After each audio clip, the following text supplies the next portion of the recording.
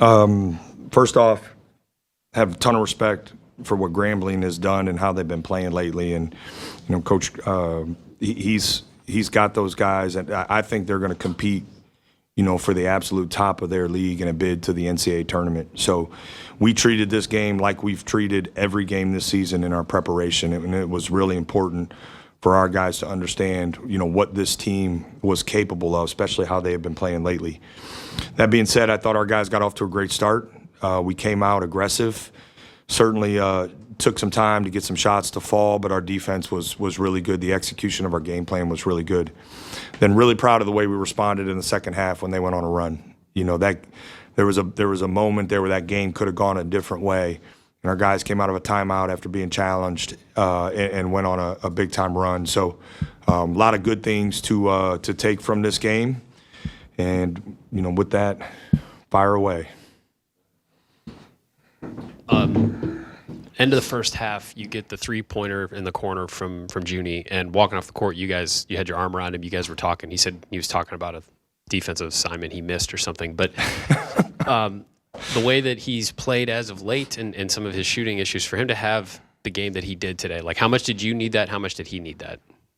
Well, we certainly needed it, but he and I talked a couple days ago, and I told him I think the last 2 weeks he has worked with great intent. He has worked with a great focus that you knew was going to pay off at some point here real soon. And I told him, I said that my question for you is, are you going to keep working that way even though maybe you haven't seen those results immediately that you deserve? And he did. He had great 2 days. His prep was really good. Got shots up. We shot a little bit together yesterday, and for him, you really just felt like you needed one good one to go in for it to kind of open up because he's so dynamic.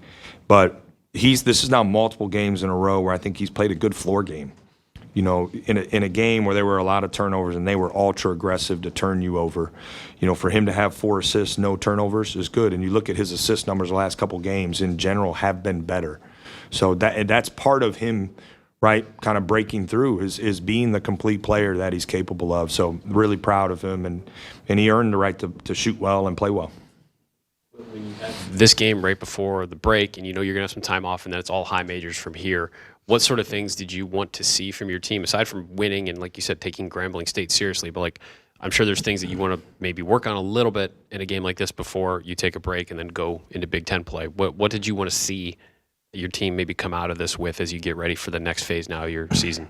Well, I wanted to see us come out, aggressive, and I wanted to see us execute our game plan, at a high level, and I thought our guys did that. That team has high major athleticism and really positional size everywhere but the center position. You look at the size of their perimeter and their wings, like that's a big athletic team. And, so we knew coming in, on our offensive side, their defensive side, we were going to have to really be detailed and work to get good looks. And I thought we did that.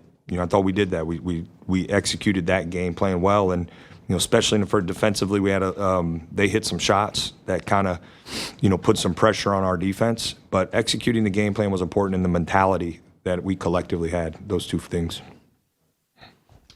Hey, Jake, Grambling came into this as, I think, one of the top 40 teams in the country forcing turnovers, and then you guys did have 10 turnovers just in the first half.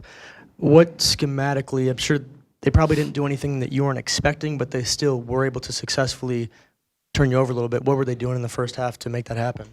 Yeah, well, they swarmed the ball, both on the drive, and they play really physical. In addition to turning teams over a ton, they foul a lot, right? So they kind of put you in those positions. When we drove it in the paint, they swarmed it. A couple times we hit our bigs because they were switching, so we slipped. We got the catch.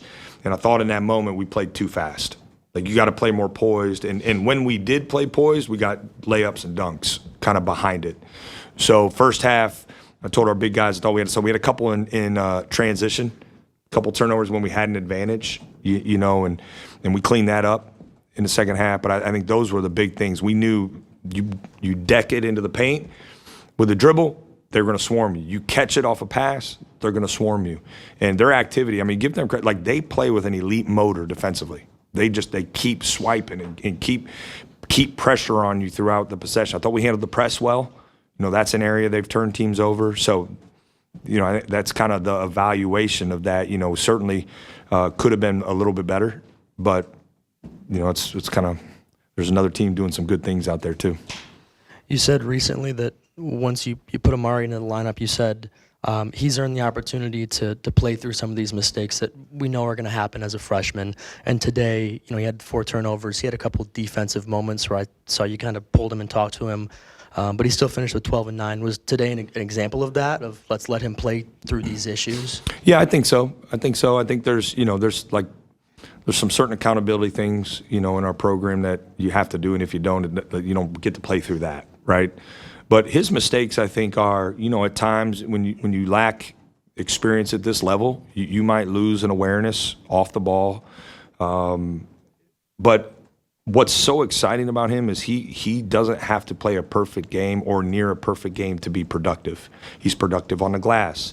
You know, he's productive with his points. He's either typically getting a block or a steal, or, you know, his activity and motor he plays with is great. And quite honestly, the joy he plays with tends to be infectious, and I love that.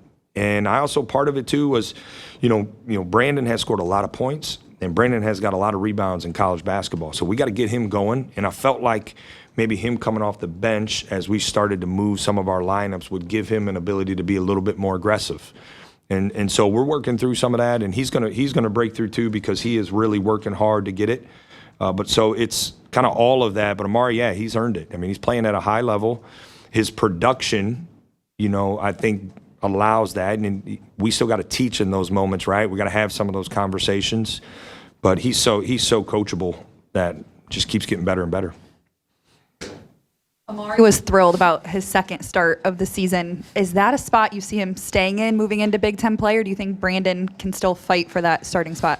I think it's all about what helps our team be the best, right? And a lot of it's going to be about closing games in Big Ten play. So we want to get off to a good start. I love Amari's energy, and I think we got to give this some time to let those guys get in a rhythm in those spots. But, you know, starting lineups change throughout the course of the year. And it just kind of depends how things go. It's hard to predict exactly right what's going to happen, but we want to give this kind of rotation a chance to get some rhythm. Overall, how would you assess where your team is at heading into conference play, and are there any specific fixes or adjustments you want to make before the new year? Yeah, all I want for Christmas is for us to get back to shooting at the level we're capable of. That's I think Listen, you can look at it one of two ways, right? You can choose to look at it and say, hey, we've hung in some really tough games without shooting anywhere near the level we're capable of. That's the way I choose to look at it. You can look at it some other way. Well, maybe, you know, something's wrong with it. I think the exciting thing for us is we have not, like, just offensively quite gotten to where we're capable yet. And we're going to need that, obviously, in Big Ten play. But our guys are working hard. I think the shot quality we're getting has gotten better, and that's an important part of evaluating the shooting. But that's my biggest thing. I love our defense is improving. You know, we know it's got to continue to improve throughout the course of Big Ten play. That's the biggest. You can't like play your best and stop, but you got to keep getting better as Big Ten season goes on. But yeah, all I want for Christmas from Santa is our elite shooting, which I think it can be elite. I want that back. You told us before that Tilly's light is greener than he thinks it is. Today, 0 3-point attempts. Was that just happenstance, or have we officially hit an inflection point with his game plan? Well, I think, for me, what I told him is I said, hey, let's maybe not start off firing threes. Let's get some rhythm to the game. Let's see the ball go through the hoop and let them, kind of happen maybe a little bit later in the clock. And unless we design some stuff, that's kind of the conversation. It isn't, shoot less or don't it's let's be intentional about what we're doing. And I think part of us, we have to keep putting pressure on her. We got too perimeter happy there for a stretch. And we got to keep putting pressure on the rim. And when you look at when you break down the analytics of our threes. I don't know the addition of this game, but the last few, like our 3-point percentage is significantly better when we touch the paint in a possession first. Right? Could be a paint touch kick out, could be a paint touch kick out to a one more. Those threes, we've been shooting well. The problem is we haven't gotten enough of those. Right? We've gotten too many threes that are either kind of early in the clock and in transition without a paint threat. Like we want to be aggressive. I'm all for shooting threes in transition, but they got to be the right ones. And then, we got to make sure that we're not settling early in the clock for challenge threes. And we had a stretch where we were doing that too much. It's part of growing and learning and coming together as a team. But, we're like it's not a situation where we can't make them. We have to shoot more of the right ones, right? I think that's important. We've identified that. We talked about that. We've worked on that. And, we'll continue to get better. Like this is a team that has an ability to shoot really well from three. We've seen it. We've seen it for significant stretches since we've been together in June. We just got to keep shooting the right ones, and we'll break through. And then with 10 days until your next game and 2 holidays in between, although New Year's, whatever. But what's the schedule look like for your guys across that period of time? Yeah, we're going to get some time off. I want them to, spend some time with their family and take some time to reflect on, why we have a break during this time of the year. I think that's really important. And, I've talked about it, like this is an opportunity for us. We should be coming back as healthy as we've been, right, really since the start of the season. I think that's an important part. And then we got to come back and we got to practice really well because, gift of the Big Ten, we got 3 of our next 4 Big Ten games on the road, right? So it's exciting, the opportunities in front of us. And I've talked about this, like every game in the Big Ten is a challenge. Pretty much every game is an opportunity to pick up an important resume win. We're going to have a ton of these opportunities down the stretch. So we got to come back, get some time off, get a few days. We got to come back, and then we got to get back to working like we have been. This team practices well. This team practices hard. It practices competitive. And that's going to be the important thing. We got to keep prepping that way. We got to, I got to sit back over the next few days and evaluate where we can make some tweaks and adjustments to help position us to be our absolute best when we play on the road, January 2nd? Yeah, January 2nd. Jake, 13 points from the bench, obviously an uptick from the last game back. And you mentioned Brandon going to the bench. How do you kind of pick that up, though, as you get into Big Ten play, where I assume that'll be pretty important? Well, we had nowhere to go but up, from last game. And I think those guys just got to stay ready. And we've had multiple conversations with each guy about being aggressive. I thought in the North Carolina game we were really hesitant. And we were a little passive.